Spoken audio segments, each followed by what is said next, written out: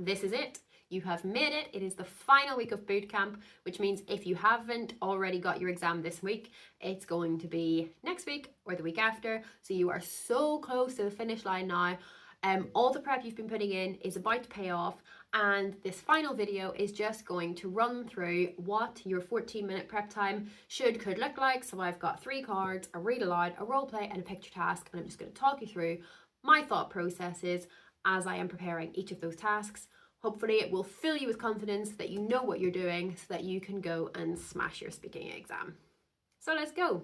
Okay, so we're gonna just run through each one. I've got a timer here. You can't see it, but I'll put a timer on the screen. We're gonna start with the read aloud task. I'm aiming for 2 minutes for this, and then we will move on. Okay, so I am going to go through these. I know that my H will be silent. This QI is going to sound like key. Maybe here I want to even write the there. I've got an accent there, so I'm going to double underline that. We can zoom in a little bit, I think. And then I've got a double L there. I know that's an important sound. I've got another H that I could cross out. My GE, I need to remember that's going to sound like an H. I've got an accent here. Here, an E and an A and an E sign together. I'm just going to underline to remind myself it's a little bit tricky. Maybe leave a note, pronounce both. Okay, then I have another H. A UE sometimes confuses people, so I might write away, nuestra. CI is going to be a TH. And then I've got another key sound. Another key sound, so hopefully I'll be good at these by the end. V, I need to remember that's a B, another B, and a double L is a Y. An H sound, I've got an accent. I want to remember my I sounds. We, V. K. And K, although I would feel fairly confident with that. Okay, so my timer is on 1:40, and I have done my main annotations of this. So I'm just going to pause it for a second. Obviously, in the real thing, you're not going to be able to pause your timer as it continues, but I've done just under 2 minutes there. I think I've annotated everything I need. I can now put this to one side, and I know that I will have a minute to read through it again before I have to read it aloud in the test. So I'm now going to move on, and obviously your cards will not look like this, but for the purpose of this video, mine does. So this is the card. I'm going to zoom back out. You can see my lovely little flower to make this video set up a little bit nicer. So I'm going to start my timer again. I'm aiming for 4 minutes for this. So I'm going to read my scenario. I'm at a sports center. I want to book a sports activity that are just important so I know the context to say what sport you want to do. So I'm going to label this role play. I'm going to write number 1, and I'm going to write what sport do I want to do. I want, so quiero jugar al fútbol. Okay, number 2, ask the employee about buying a drink. So I might first of all think about some vocabulary here. So bebida is drink. The easiest way maybe to say this is going to be puedo comprar. And actually I've just thought agua would be better. Okay. Or maybe I'm feeling creative. Agua. If I was really stuck, I could go with that, but I prefer this, so I'm going to stick with that. 3, explain why you like to do exercise. So I'm going to start my answer with because. I don't need to worry about saying I like doing exercise. I'm just going to go straight into why. So porque es relajante would be enough for my 2 marks. If I'm feeling confident, I might also add y saludable. But that is fine. Number 4, say what activity you plan to do tomorrow. So I'm going to think here, okay, so the word for tomorrow is mañana. Because I'm talking about tomorrow, I know I need future tense. So I'm going to go for voy a, and I know that voy a has to be followed by an infinitive. So voy a ir a la playa. Okay, there's no reference in my setting or scenario that says it has to be sports related, so voy a ir a la playa is fine. If I wasn't sure about voy a, I could have said me gustaría ir. But the most important bit is that I've got my infinitive after voy a or me gustaría. And then number 5 is also a question. So I'm going to make sure I've got my question marks. Ask the employee about opening times. So I've been drilling this a lot with my classes.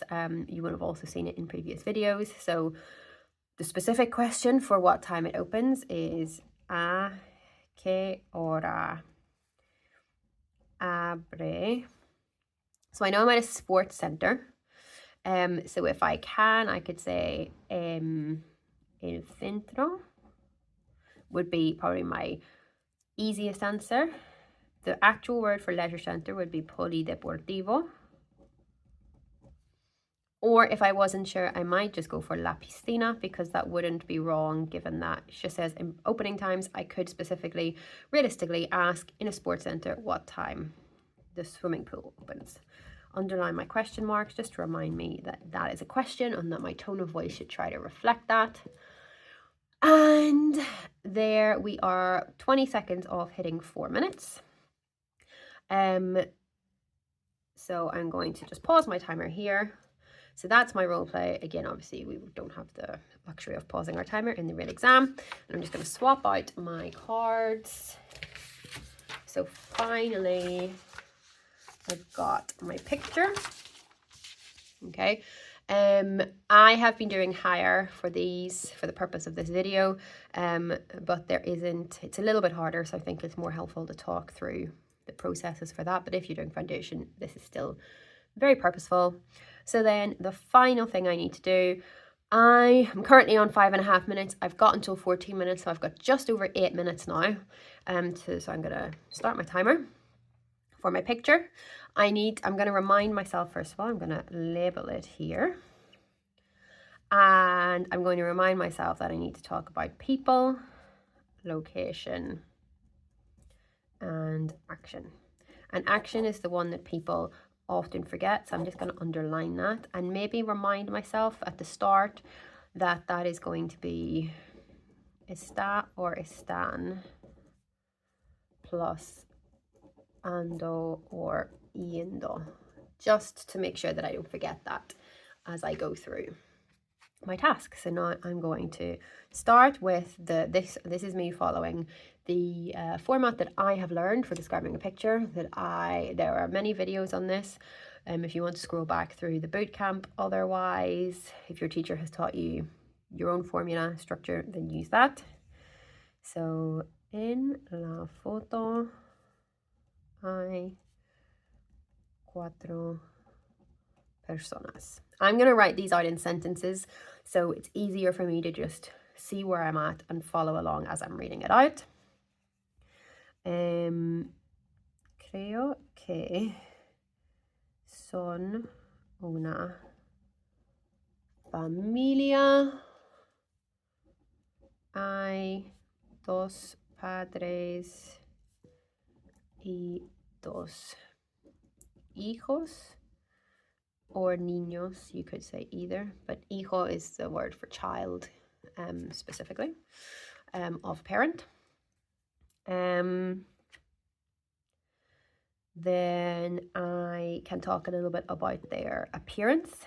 So la chica a la izquierda, sorry, she's not on the left, she's on the right, a la derecha, and it's really nice.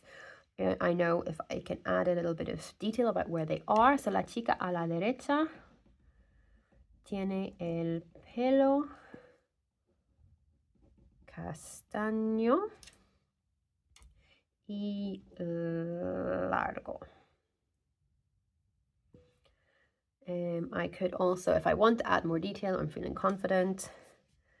Los padres tienen el pelo corto. And by doing this, I'm also showing that I know the difference between tiene for he or she has and tienen for they have. Okay, now I'm going to move on to emotions. So creo que están contentos porque están sonriendo. Llevan ropa de calle. And then I'm going to try and describe it a little bit now. So, el hombre a la derecha lleva una camisa y una camiseta azul. El hombre a la izquierda lleva una camisa azul y una camiseta blanca. Okay, again, I'm going into the detail with where the people in the photo are because I know that the exam board like that level of detail. And then I'm going to say, a mi juicio, la ropa es fea, ugly. I could give any opinion, doesn't have to be true, but there we go. Okay, so that's my people basically done. Now I'm going to say where they are. Creo que, and by putting creo que in front of something, I think that I can't really be wrong, because if I think they're there, nobody can say, well, I think what you think. Like, I think you think wrong. So creo que están en un parque. And say why. Porque al fondo, which is another really useful piece of information. Al fondo se puede ver muchos árboles. So that is my justification for that. I'm going to think, is there anything else I could realistically say here? I might want to say I think they're outside, but I'm also aware that that may not be a phrase that we're super confident with, but I think because I've said they're in a park, that kind of implies they're outside, so that is fine. Okay, now we're going to move on to saying creo que la foto fue sacada in, I'm going to say autumn, otoño, porque los árboles son amarillos. Okay, leaves would be hojas. I'm not necessarily expecting GCSE students to know that. So árboles should be a word we know, and yellow, the trees are yellow. That works. I could give another reason. También porque llevan ropa de manga larga. So that would definitely be a challenge phrase. Ropa de manga larga, long sleeve clothes, implying that maybe it's a little bit cold. Okay, so I could then speculate, quizás, maybe, hace un poco frío. And then I've got one more thing to do, and that is my action. And you may be somebody who thinks, actually, I'm going to make sure I do my action way at the start so I don't forget. And I'm going to say, están comiendo al aire libre. So they are eating outside, which I guess would have been, I could have used earlier. Creo que están en un parque porque están al aire libre. Would work. Están comiendo al aire libre. I could go back to my emotions. Creo que lo están pasando bien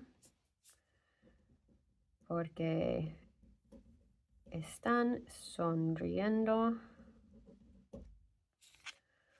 And maybe I could say el niño, or maybe it's la niña, a la izquierda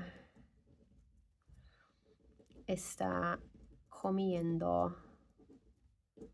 I'm going to assume that's bread because she's a baby and it looks white. So está comiendo pan. Okay, so I'm 40 seconds out now from my 14 minutes. So that has taken the full time. Obviously, I am aware as well that as I am a teacher, this comes easier to me. So the process may just be a little bit longer for you, which is why it's super important to practice your structures for describing a picture so you have that vocabulary there and ready to go. Otherwise, I'm confident that I've covered all of these things. And one thing to be aware is that you're only allowed to write on one side of the paper. So I've been maybe a little too generous with my spacing and my lines, and I should have thought about that when I was planning my space so that I nearly ran out of space. So I could have got rid of these lines. Just be aware of that. You should only be writing on one side of the paper. And that is it. So I hope this was really useful. That is the end of the bootcamp videos now. So good luck, and I hope this will help you in your prep time in the next, in the next few days, whenever your exam is.